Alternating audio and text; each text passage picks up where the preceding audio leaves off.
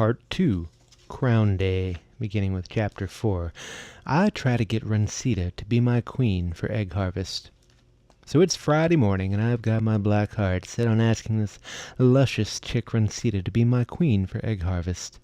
And right now I'm hanging upside down in the cockpit of my spaceship as it zooms over War Wings Academy.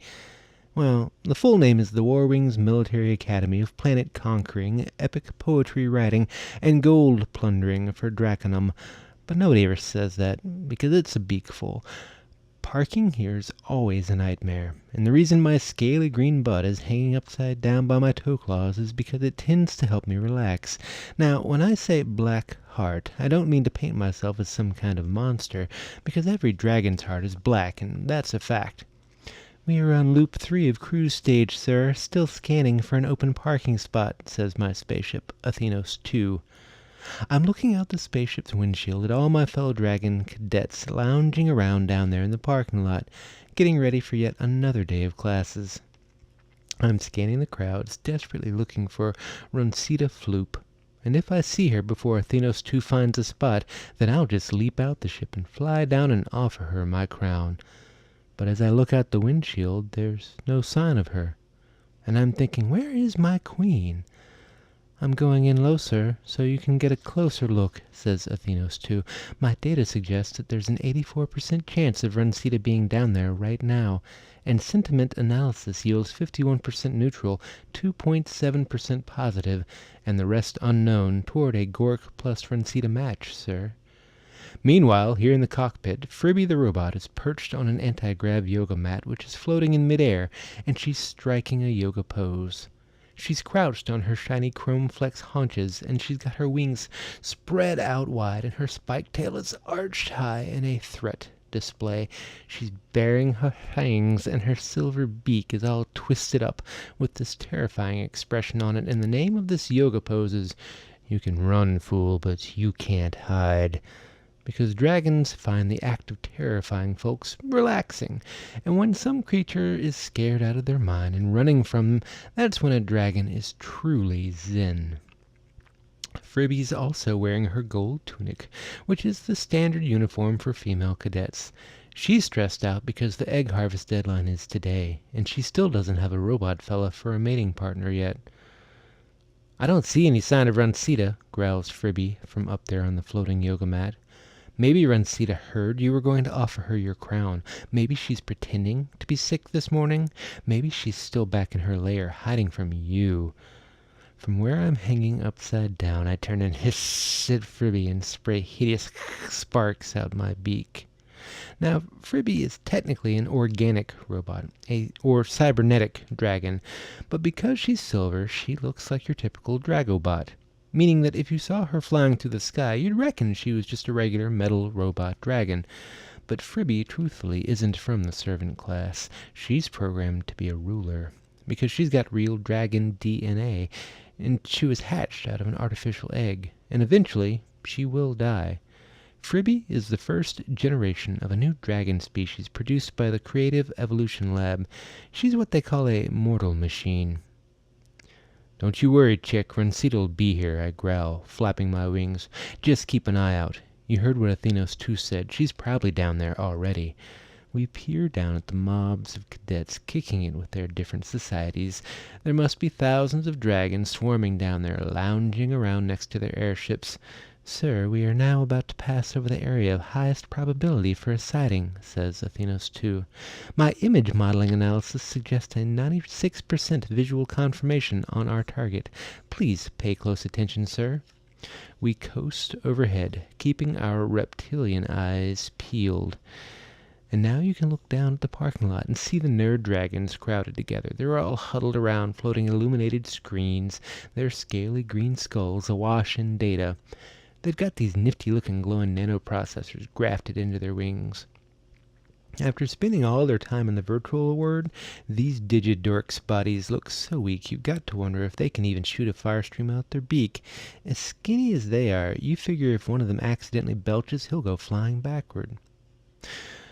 Well, Rencita definitely isn't hanging around with that crew, snorts the robot, pointing down at the nerds. Like I said, she's probably back in her lair, hiding.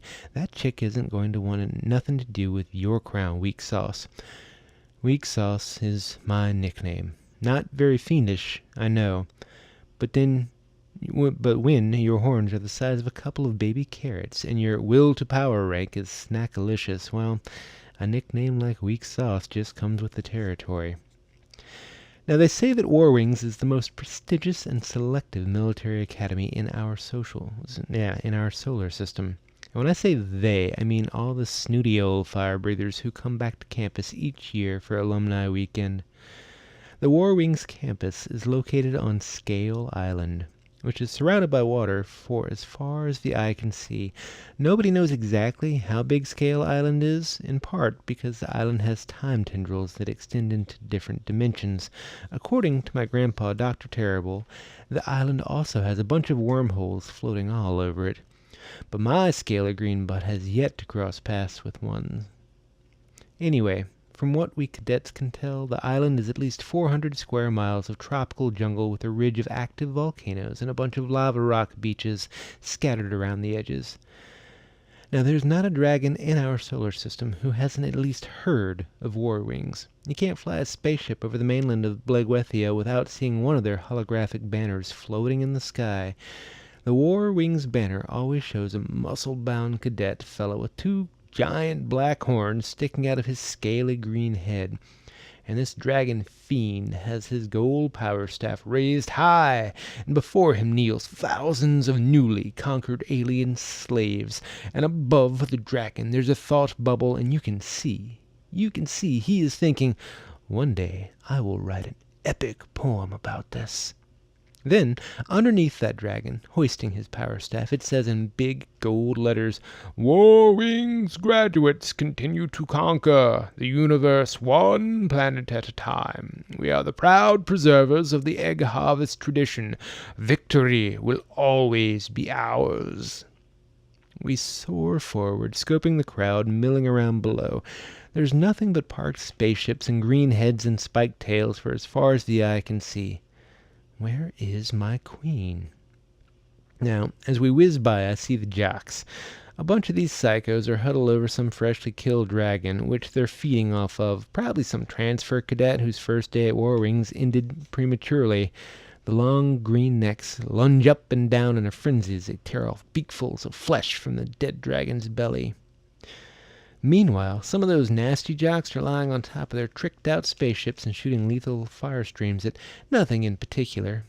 Others swagger around, giving each other talon bumps. I recognize a bunch of these dumb butts on account of their star players on the War Wings varsity slave-catching team. Very big deal.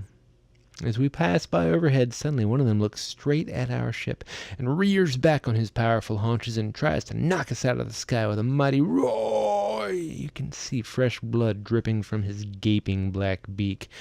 Who knows what poor soul that blood belongs to? Out there in the parking lot, it's always a good idea to steer clear of the jocks until they've had their first feeding of the day, lest you accidentally wind up becoming breakfast. Usually it's some poor new dragon fool who's just transferred to War Wings that will stupidly wander too close. "Hi, fellas," the new transfer cadet will say. "This is my first day, and I was wondering," and then next thing you know, you find yourself stumbling over a little pile of hollow dragon bones in the parking lot. That's how fast it can happen. Hanging upside down, with my wings folded here in my flying spaceship, I continue to clock the scene down below.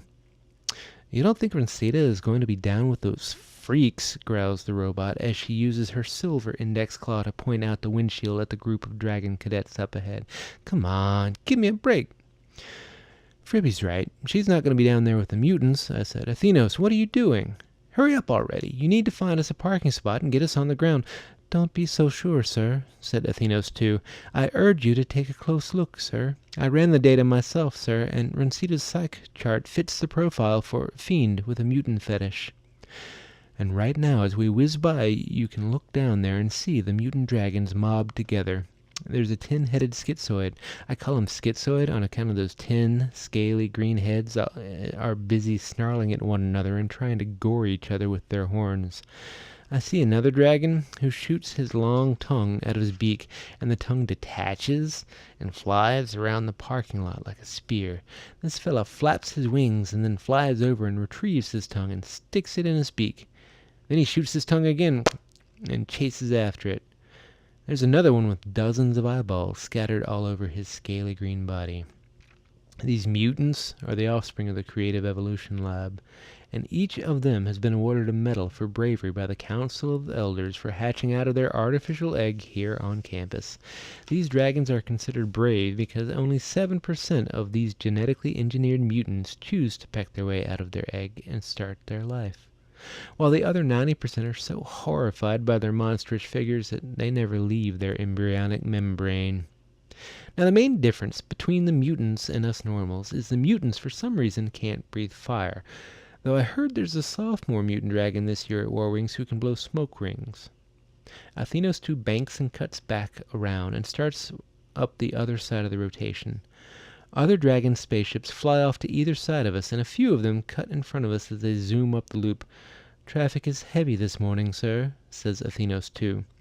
Now, as we pass by overhead, you can look down and see the multi-dimensional dragons crowded together.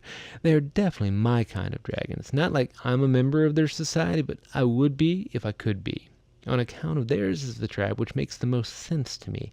And it's not just because they're sophisticated, it's more than that. And this morning, as per usual, they are only visible in bits and pieces, because their whole deal is they prefer to inhabit several dimensions at once in order to make their crummy teenage lives more bearable. So down there in the parking lot, all you can see is a lone wing here and a spiked tail there, and a disembodied green head floating through the air.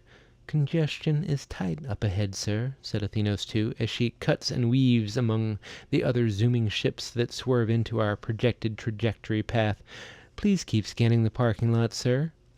I can see the data lizards are flexing their chrome wings and peering around the lot with their glowing red eyes. A young scaly green normal dragon throws a lava rock at one of the dragonoids, and the rock bounces off the back of its steel-plated head. Now, this robot whirls around with his silver tail arched high in a threat display and blasts a fire stream at the normal, who skitters away laughing with his beak hanging open. Meanwhile, I'm just hanging upside down in the cockpit and clocking all these different fools yucking it up in the parking lot this morning. "Don't worry, sir," says Athenos 2. "Runcita will be appearing soon, and I'll have you down on the ground in no time. You will offer her your crown, and she will agree to be your queen. Your triumph is imminent. I believe in you, sir." I unhook my toe claws from the ceiling and do a half flip so that my green webbed feet land with a thud on the cockpit floor. I flap my leathery wings. Where is my queen?